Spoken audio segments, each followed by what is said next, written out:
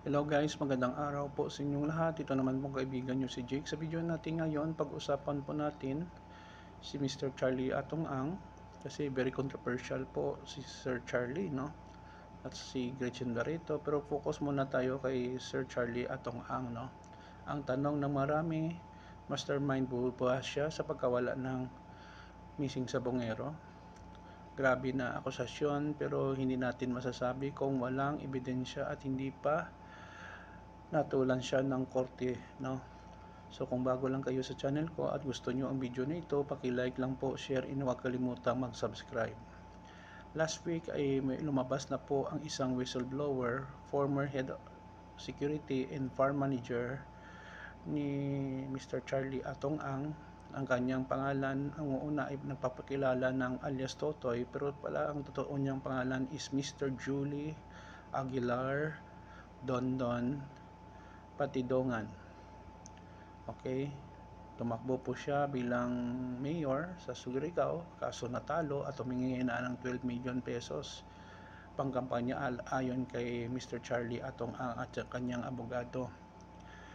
Ang tanong, mastermind ba si Atong Ang sa missing sabongero? Sa akin, sagot, personally, hindi natin masasabi, pero ito po ang mga dahilan kung bakit na tinuturong mastermind si Mr. Charlie Atong Ang kahit walang mabigat na ebidensya. Una-una, tingnan muna natin sa ating research. So, ano ba ang mga dahilan kung bakit nadadawit ang pangalan ni Charlie Atong Ang? Una-una, malalim na koneksyon sa e-sabong industry. Si Atong Ang ay kilala bilang isa sa mga malalaking personalidad sa e-sabong or online sabong.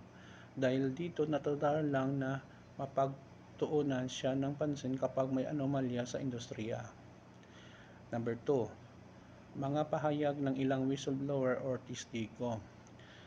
Ilang ulat mula sa mga hindi pinangalanang testigo or may mga gaya ni alias Totoy na nabanggit ang pangalan ni Atong Ang, ngunit karamihan sa mga pahayag na ito ay walang konkretong ebidensya at pabago-bago ang kwento, kaya hindi sapat para kasuhan siya. Ikatatlong dahilan, investigasyon sa Senado at PNP. Naimbitahan si Atong Ang ng mga pagdinig sa Senado upang magpaliwanag. Sa mga pagkakataong ito, itinanggi niya ang anumang kinalaman sa pagkawala ng mga sabongero.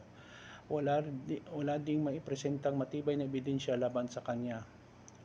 Yun po guys ang mga tatlong rason bakit nadadawit palagi ang pangalan ni Mr. Charlie Atong Ang sa mga missing sabongero.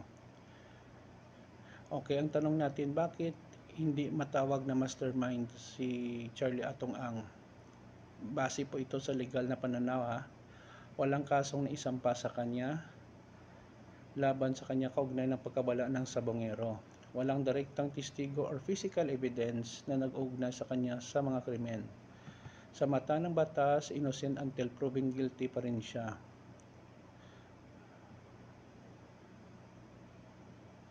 So ano ba ang bottom line dito? Hanggang ngayon, si Atong Ang ay hindi pa napapatunayang mastermind or may direktang kinalaman sa mga kaso na nawawalang sabongero. Ang mga akusasyon sa kanya ay base sa hinala at walang matibay na legal na basihan sa korte.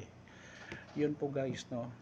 Until such time na may kaso siya at may concrete evidence po at nahatulan siya ng Supreme Court or korte, masasabi nating guilty si Charlie Atong Ang. Hanggang walang kaso, walang final verdict ng korte, ay mananatili po siyang inosente sa mata ng batas.